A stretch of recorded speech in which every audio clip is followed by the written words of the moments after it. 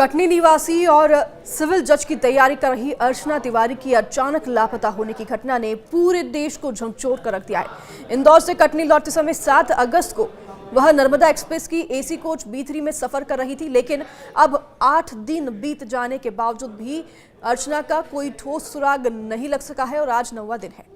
परिवार, पुलिस और प्रशासन की तमाम कोशिशों के बावजूद यह मामला रहस्य बना हुआ है कि आखिरकार अर्चना गई तो गई कहां। अर्चना तिवारी इंदौर में रहकर सिविल जज की तैयारी कर रही थी। रक्षाबंधन के मौके पर वह अपने भाई को राखी बांधने के लिए 7 अगस्त को नर्मदा एक्सप्रेस ट्रेन से इंदौर से कटनी रवाना हुई थी। उनके पास कोच B3 की बर्थ संख्या 3 की कंफर्म टिकट थी और इंदौर के हॉस्टल से निकलने के बाद वह ट्रेन में सवार हुई और उसके बाद से वह लापता हो गई। रात 10:16 पर अर्चना ने अपनी चाची से आखिरी बार बात की और बताया कि वह भोपाल के पास है।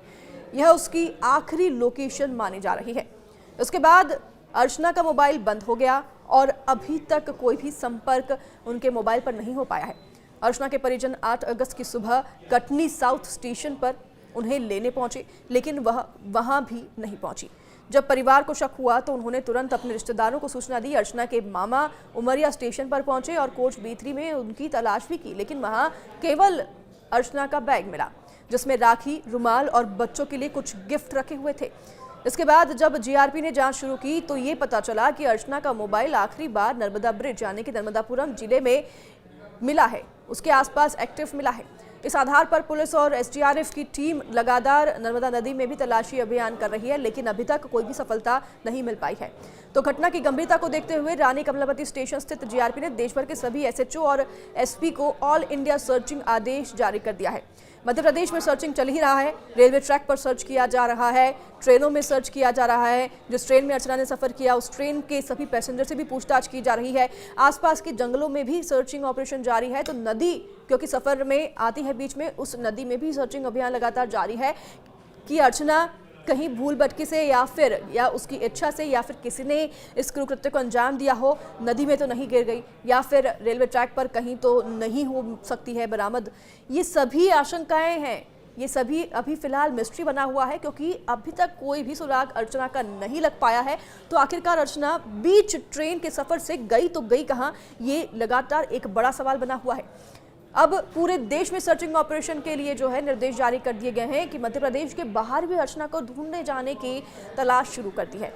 इसके अलावा पुलिस ने आसपास के रेलवे स्टेशन, बस स्टैंड और ट्रैवल एजेंसियों को भी सूचना दे दी है। भोपाल, नर्मदापुरम, इटारसी, जबलपुर और कटनी की GRP टीम अर्चना की तलाश में जुटी हुई है। तो पुलिस हर एंगल से जांच कर रही है, चाहे वह दुर्घटना हो, अपहरण या फिर कोई और साजिश हो। अब तक की जांच में कोई भी ठोस क्लू न मिलने से पुलिस की चिंता बढ़ती जा रही है। इतना ही नहीं, जिस हॉस्टल में अर्चना थी वहां पर भी सभी छात्रों से पूछताछ की जा रही है। CCTV फुटेज, यात्रियों से पूछताछ और मोबाइल लोकेशन डेटा जैसे हर तकनीकी माध्यम का भी सहारा अभी तक लिया जा चुका है। तो अर्चना के लापता होने के बाद से परिवार सदमे में है। भाई अभिषेक ने बताया कि पिता की मृत्यु के बाद अर्चना ही परिवार का सहारा थी।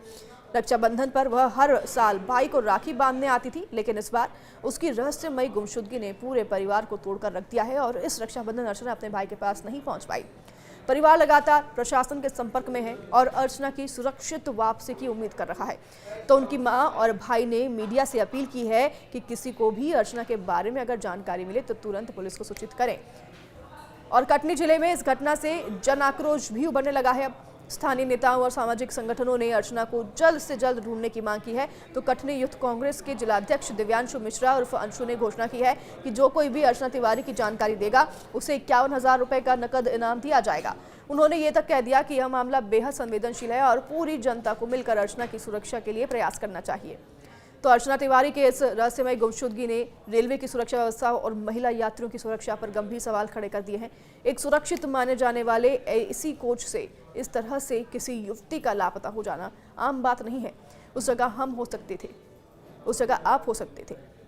तो वहीं यात्रियों और नागरिकों में यह चिंता भी उभर रही है कि यदि इतनी सुरक्षा के बीच भी यह घटना घट सकती है तो आम यात्रियों की सुरक्षा की क्या गारंटी है। अर्चना तिवारी की गुमशुदगी अब सिर्फ एक व्यक्तिगत मामला नहीं रह गया, यह सामाजिक और प्रशासनिक सतर्कता की परीक्षा बन चुका है। इस केस में कानून व्यवस्था, रेलवे सुरक्षा और आपातकालीन प्रतिक्रिया व्यवस्था की भी कमजोरियों को उजागर कर दिया है। अभी तक की जानकारी के आधार पर यह कहना मुश्किल है कि अर्चना दुर्घटना का शिकार हुई। अपहरण हुआ या किसी अन्य कारण से गायब हुई। लेकिन एक बात तो साफ है कि इस मामले को हल करना अब बेहद जरूरी हो चुका है। परिजन, प्रशासन, मीडिया और आम जनता सभी को मिलकर प्रयास करने होंगे ताकि अर्शना जल्द से जल्द अपने घर सुरक्षित लौट सके। अगर किसी के पास कोई भी जानकारी हो तो वह तुरंत नजदीकी पुलिस स्टेशन या फिर जीआरपी से संपर्क करें।